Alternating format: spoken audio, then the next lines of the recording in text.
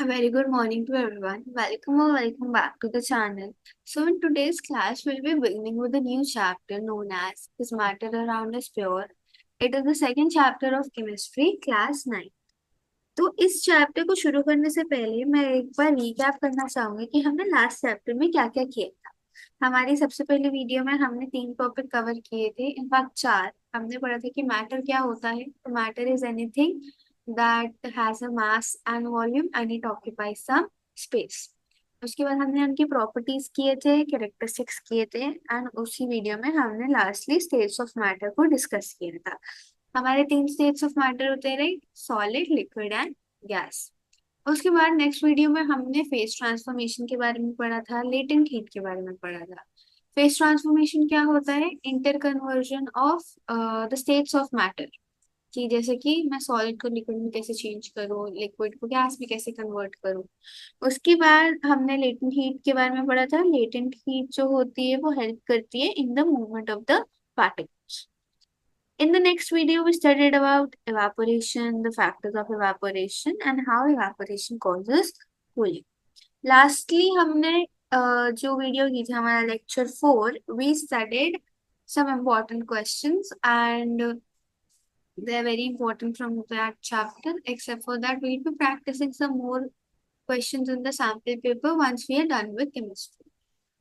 अब हमने जो मैटर के बारे में पढ़ा था पिछले चैप्टर के अंदर, इतना सब कुछ हमने मैटर को पूरी तरह से असेस कर लिया कि मैटर क्या होता है, मैटर की स्टेज क्या होती हैं, हम कन्वर्ट कैसे करते हैं। तो अब हमारा क्वेश्चन ये है कि हम जो मैटर यूज करते हैं हमारी डेली लाइफ में, जैसे हम मैटर बोलते हैं, क्या वो प्योर है या फिर नहीं, या फिर is it a mixture of things, मतलब उसके अंदर 2-3 चीजें मिली हुई हैं। सो व्हाट इट इज, ठीक है। तो सबसे पहले हम लोग इस चैप्टर के अंदर पढ़ेंगे कि प्योर सब्सटेंसेस क्या होते हैं। उसके बाद हम मिक्सचर्स के बारे में पढ़ेंगे, then will study what is solution, then what is a colloid, suspension. ये 3 जो टॉपिक है ये तीनों बहुत इंपॉर्टेंट है। Then will study the differences between compounds and mixtures and lastly will see some important questions like we did in matter in our surroundings. तो सबसे पहला टॉपिक हम जो इस चैप्टर में कवर करेंगे इज प्योर सब्सटेंसेस। आप लोगों ने अपने घर के अंदर डिब्बों पे काफी बार देखा होगा कि लिखा हुआ होता है प्योर मिल्क, प्योर घी, प्योर सॉल्ट। तो हमारी लेमन लैंग्वेज में प्योर का एक्चुअल में मतलब क्या होता है? होता है कि किसी भी चीज में देयर इज नो एडल्टरेशन। मतलब एडल्टरेशन का मतलब हो गया कोई मिलावट नहीं हो रखी है। जैसे कि मिल्क के अंदर पानी नहीं मिला हुआ है, नमक के अंदर पत्थर नहीं मिले हुए हैं, ठीक है। So if there is no adulteration this means it is pure for us. Okay, but क्या एक साइंटिस्ट के हिसाब से भी ma'am no adulteration means purity? So the answer is no, ठीक है। एक साइंटिस्ट के हिसाब से अगर चाहे हम प्योर मिल्क लें, प्योर घी लें, प्योर सॉल्ट लें, ठीक है, वो प्योर नहीं है। क्योंकि अगर हम बात करें मिल्क की, मिल्क जो बना हुआ होता है, जिन चीजों से बना हुआ होता है, जैसे कि हम एग्जांपल ले लेते हैं, उसमें फैट मॉलिक्यूल्स होते हैं, प्रोटीन होता है, वाटर होता है, ठीक है। तो यहाँ इसके अंदर बहुत सारे कॉन्स्टिट्यूएंट पार्टिकल्स है ना, मतलब अलग अलग पार्टिकल्स है ना जो कि मिल्क को बना रहे हैं।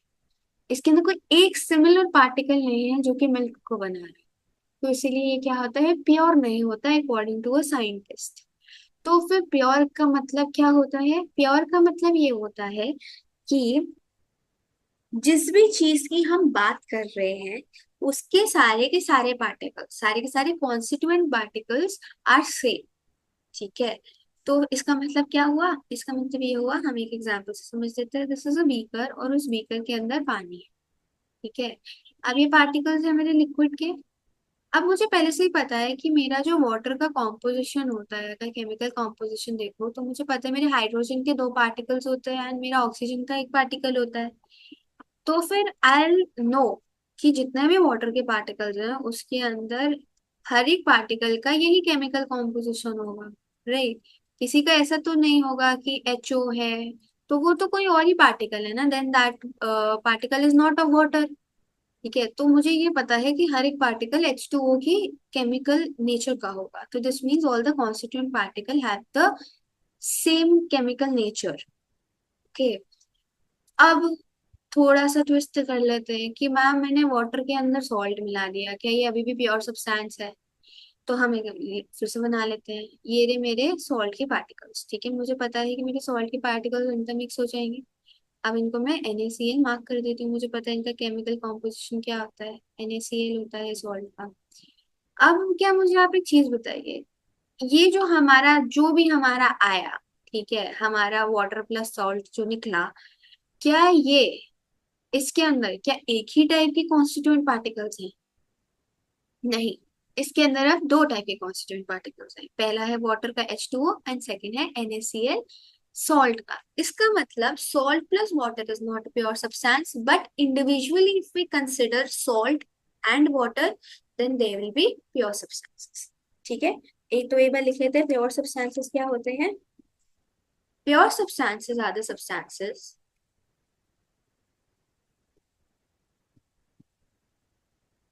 that are made up of only one type of particle. ठीक है, जैसे कि वाटर हो गया, सिर्फ वाटर, तो फिर वो H2 के पार्टिकल से बना हुआ है।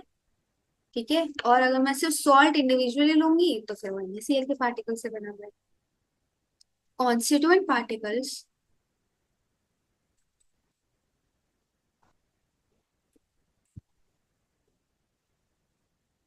Are of the same chemical nature.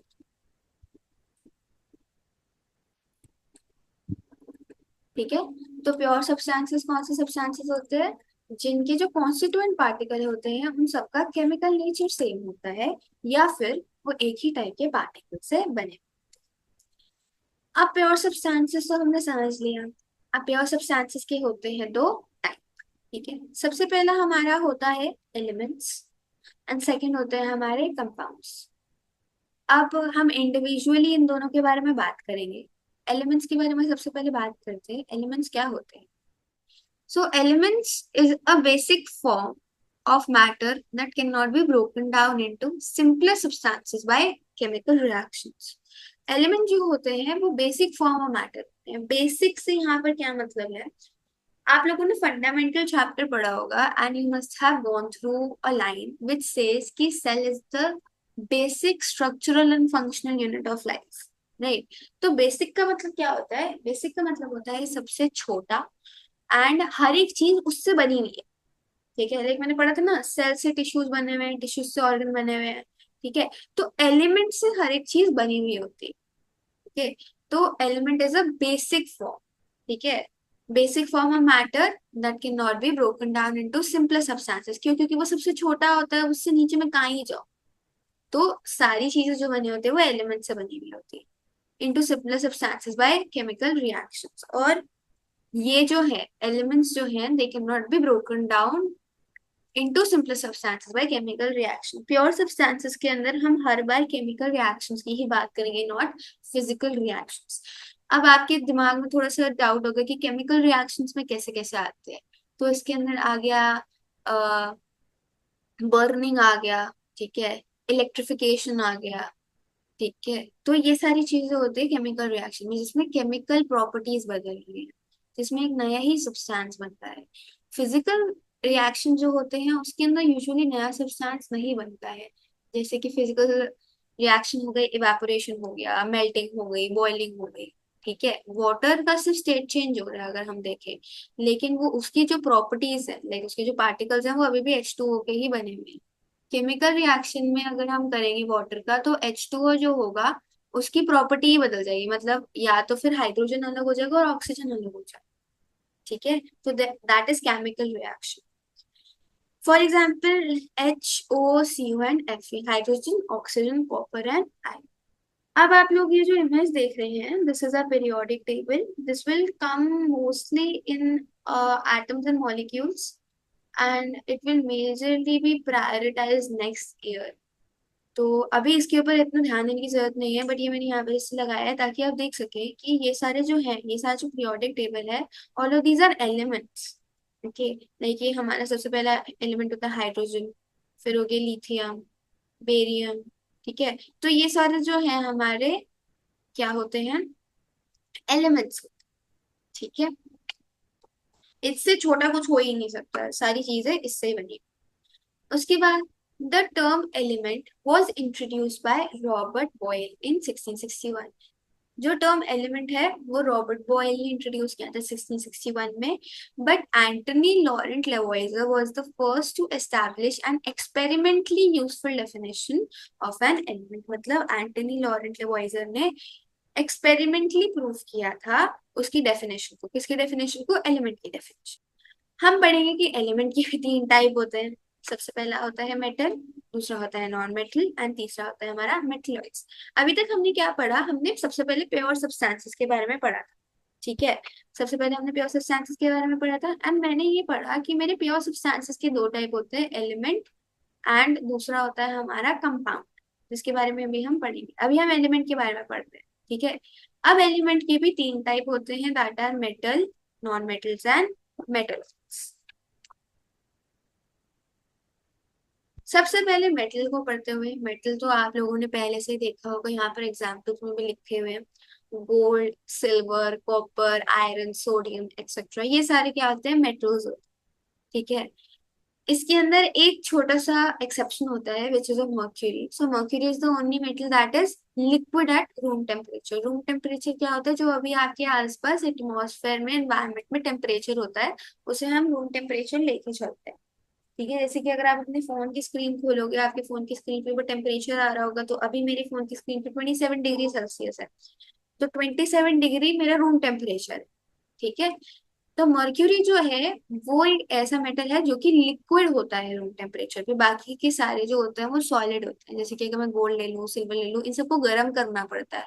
ठीक है, तो वो हायर देन रूम टेम्परेचर होता है। लाइक 100, किसी का मेल्टिंग पॉइंट 100 डिग्री होगा, किसी का 200 डिग्री होगा, सबका अलग अलग होता है। ठीक है, उसके बाद बढ़ते हैं फिजिकल प्रॉपर्टीज ऑफ मेटल की तरफ। ठीक है, फिजिकल प्रॉपर्टीज पढ़ते हैं मेटल की। सबसे पहली होती है लस्टर। लस्टर क्या होता है? लस्टर होता है कि वो बहुत चमकीला होता है। ठीक है, दूसरा फॉर एग्जाम्पल तुम लोगों ने देखा होगा, अगर आपके घर का मेन डोर होगा, मोस्ट प्रोबेबली आई उसका क्या बोलते हैं, मेटल का। तो अगर आप उसके ऊपर अपनी फ्लैश लाइट मारोगे ना, तो वो रिफ्लेक्ट बैक करेगी या फिर वो चमकेगा।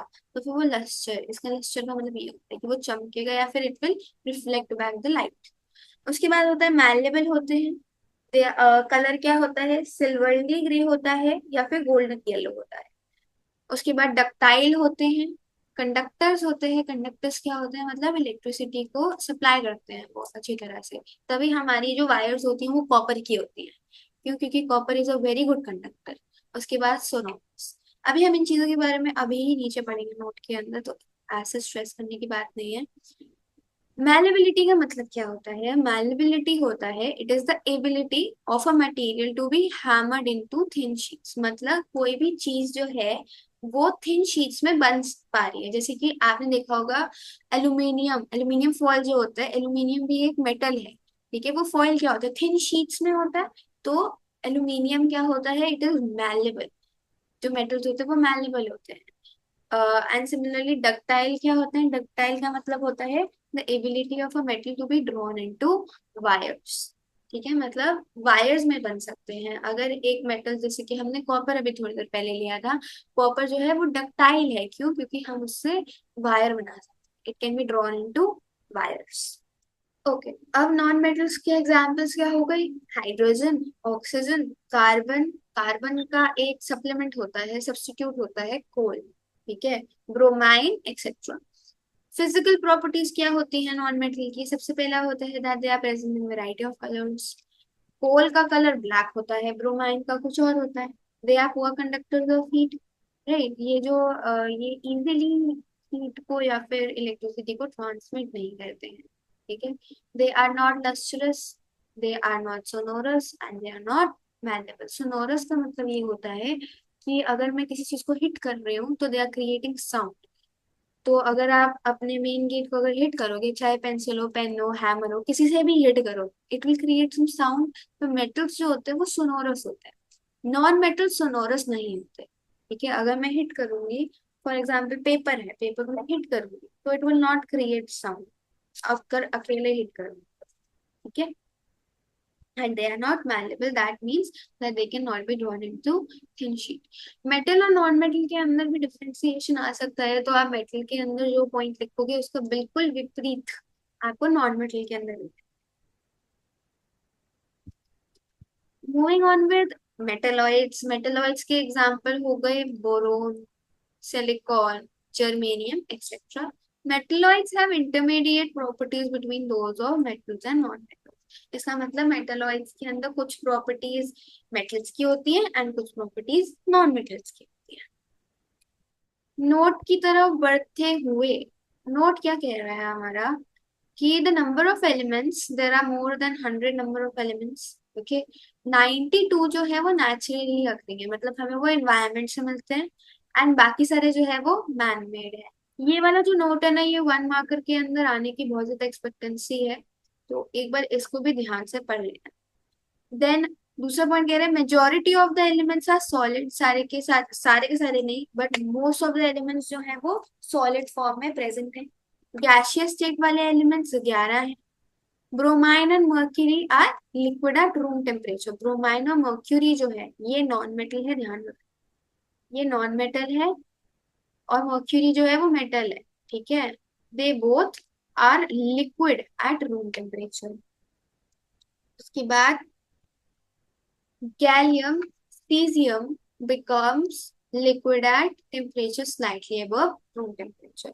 तो गैलियम और सीजियम दो ऐसे एलिमेंट्स हैं जो कि लिक्विड में कन्वर्ट हो जाते हैं, सॉलिड टू लिक्विड कन्वर्ट हो जाते हैं जब रूम टेम्परेचर थोड़ा सा ऊपर जाता है, मतलब थोड़ी हम गर्मी प्रोवाइड करते हैं, दैट इज 303 केल्विन, ठीक है। Okay, second type of pure substance होता है हमारा कंपाउंड। हमने एलिमेंट के बारे में पढ़ लिया, हमने एलिमेंट ये पढ़ा that it is the basic form of matter, इससे छोटा कोई हो ही नहीं है, एलिमेंट सबसे छोटा होता है। उसके बाद हमने पढ़ा एलिमेंट के 3 टाइप क्या होते हैं, metal, non metal and metalloids.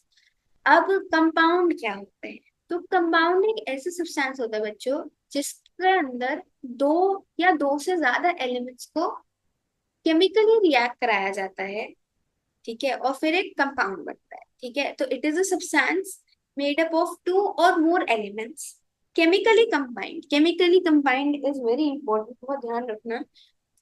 Pure substances में हमेशा केमिकल रिएक्शंस हो रहे होते हैं, तो दे आर केमिकली कंबाइंड, ठीक है, in a fixed composition.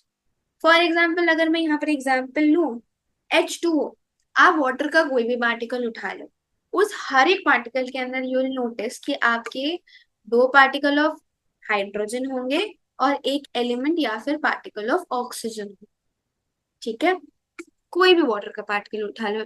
Similarly अगर मैं NaCl की बात करूं, NaCl इज माई सॉल्ट, तो मैं कोई भी पार्टिकल उठा लूं, मेरे हर एक के अंदर एक Na का पार्टिकल होगा, एक Na का एलिमेंट होगा और एक Cl का एलिमेंट, ठीक है। दूसरा क्या कह रहा है, the compound have new properties not that of the element. इसका मतलब क्या हुआ कि जो कॉन्स्टिट्यूएंट एलिमेंट्स जो प्रॉपर्टीज दिखाते हैं, जो फिजिकल प्रॉपर्टीज दिखाते हैं, उनको जो कंपाउंड होता है वो यूजुअली नहीं दिखाता, उसकी अपनी नई प्रॉपर्टी होती है। जैसे कि अगर मैं यहाँ पर बात करूं FeS की, ठीक है, FeS क्या होता है, आयरन सल्फाइड होता है मेरा FeS, ठीक है। तो मुझे पहले हम एलिमेंट्स छाट लेते हैं इसके अंदर, ठीक है, थोड़ा सा इधर आ जाते हैं। हमने क्या लिया, FeS, ठीक है। इसके अंदर 2 एलिमेंट्स हैं जो कि मैंने फिगर आउट कर लिए हैं, एक है मेरा Fe एंड एक है मेरा S, ठीक है।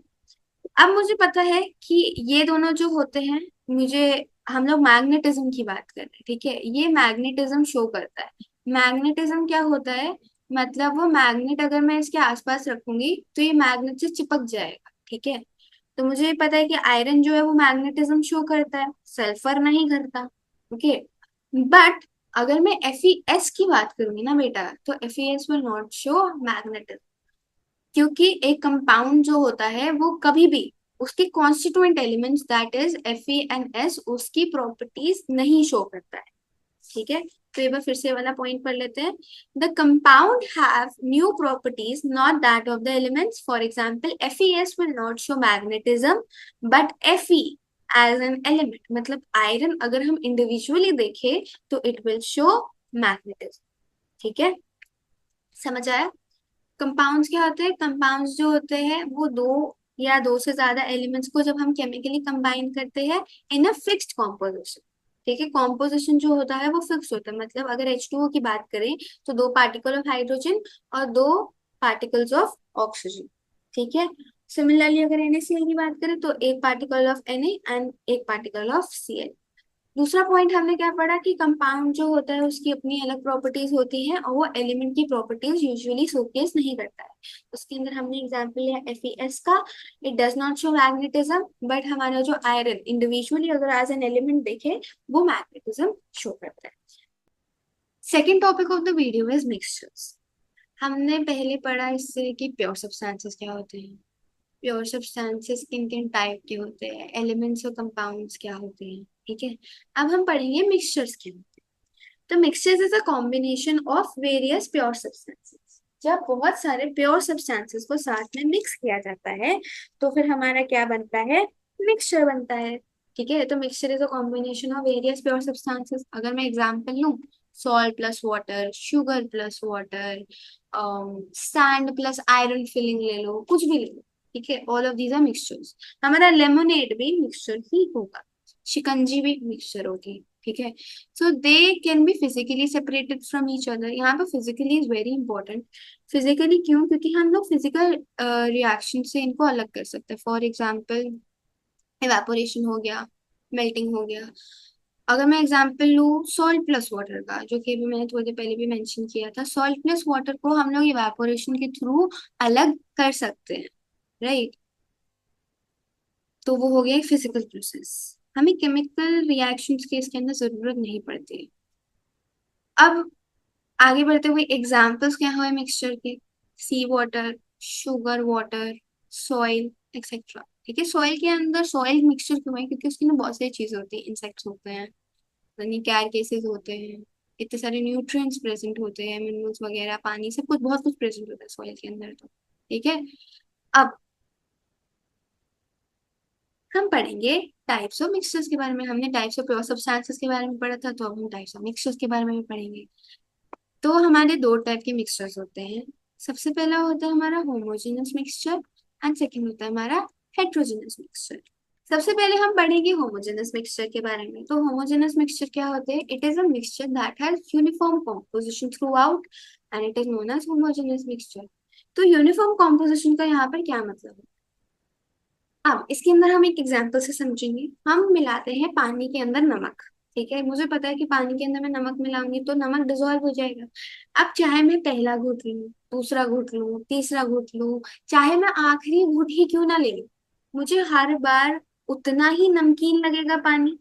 राइट। ऐसा तो नहीं है कि मैंने पहला घूंट लिया, ओ माय गॉड मुझे थोड़ा कम नमकीन लगा, मैंने दूसरा घूंट लिया और मुझे इतना ज्यादा नमकीन लग गया कि मुझसे और पिया ही नहीं जा रहा पानी। ठीक है, ऐसा नहीं है। चाहे मैं पहला घुट लूं चाहे आखिरी घुट लूं, सॉल्ट वाटर जो होगा मुझे हर बार सेम टेस्ट करेगा। This means it as a uniform composition. मतलब क्या होता है कि मेरे जो सॉल्यूट है उसके पार्टिकल्स जो हैं वो अच्छी तरह से डिसॉल्व हो गए हैं सॉल्वेंट के अंदर। ठीक है। फॉर एग्जाम्पल सॉल्ट वाटर हो गया, पोटेशियम क्लोराइड एंड वाटर हो गया। यहाँ पे पोटेशियम क्लोराइड में बता देती हूँ, लास्ट चैप्टर के अंदर हमने एक पिंक क्रिस्टल लिया था इन द फर्स्ट वीडियो, अगर आपने देखी होगी ध्यान से। पोटेशियम क्लोराइड हमने लिया था एंड वी सॉ कि each and every matter is made up of a lot of tiny particles. Right, हमने पढ़ा था। तो पोटेशियम क्लोराइड वही क्रिस्टल है, pink crystal. Okay. So both of them have uniform composition throughout. अब कैसी uniform composition है? Salt water takes the taste the same throughout whether you take the first step और the last. मैंने ये समझा दिया। And potassium chloride in water will be कि the colour of the crystal is uniform throughout. जो पानी का colour है, ठीक है, जब मैं उसको मिक्स करूंगी, उसको अच्छी तरह से डिसॉल्व करूंगी तो it will turn into a pink colour. तो वो जो पिंक कलर है, चाहे मैं सबसे ऊपर देखूं या सबसे नीचे देखूं, वो भी वो कांस्टेंट होगा थ्रू आउट। ऐसा नहीं होगा कि ऊपर की तरफ थोड़ा सा व्हाइटिश रह गया, नीचे की तरफ बहुत ज्यादा डार्क पिंक हो गया, नहीं। It will be uniform through out the water. ठीक है। सिमिलरली अगर मैं इंक प्लस वाटर लूं, इंक को मैं पानी के अंदर मिला दूं तो फिर मेरी इंक अच्छी तरह से वो हो जाती है ना, डिजोल्व हो जाती है। अगर मैंने रेड किया तो मेरा रेड पानी हो जाएगा। राइट। तो फिर क्या हुआ, तो it is a homogeneous mixture, it has uniform composition throughout. Moving on to heterogeneous mixture.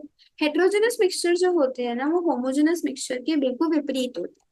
Homogeneous mixture में हमने ये पढ़ा कि उसका यूनिफॉर्म कॉम्पोजिशन, ठीक है, बट हेट्रोजेनस मिक्सचर में अगर विपरीत है, इसका मतलब क्या होगा, नॉन यूनिफॉर्म कॉम्पोजिशन होगा।